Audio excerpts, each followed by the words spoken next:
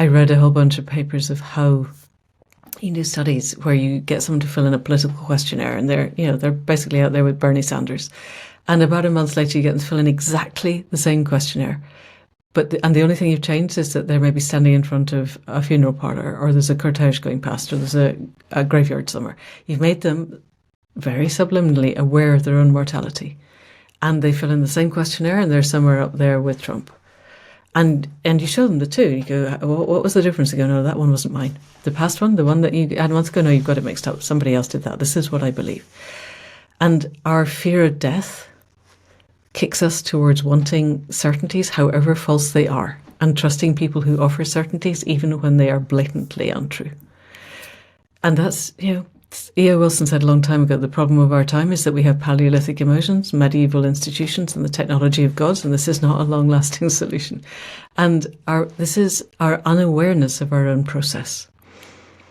We are afraid of death. Our culture is afraid of death, and other cultures are not afraid of death. It's another rite of passage. But if you have no rites of passage, then this feels like the ultimate rite of passage of our physical body is terrifying, because you have not had the experience that I can undergo multiple rites of passage, and they are a good and a useful thing. And so now you end up with the transhumanists who think they're going to just not ever die, which is like choosing to stay in primary school forever because, you don't fancy crossing the road to the next school. It's absolutely bonkers. But it's the ultimate of, we've got this head-based culture where we are terrified of death. And the fear of that then makes us want to control everything else.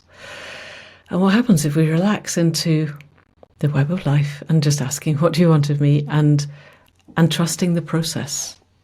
And I think the emergent cultures have to come from that. We have to move out of our head and into our heart space and let life be in love with living as long as we are alive. I think part of our culture, we don't appreciate living. We're always racing to the next thing.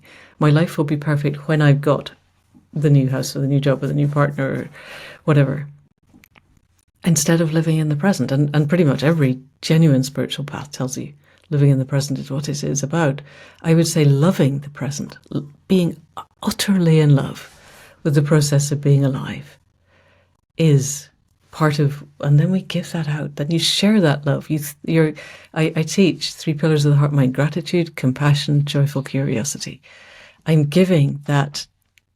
I'm so grateful for being alive, and I am so in love with the gods and the guides and the spirits and the web, and I am so got that sense of awe and wonder and wow, this is amazing. I wonder what happens now, and that lets my head mind get out of feeling that it has to know the answers into appreciation for the wonder of what is.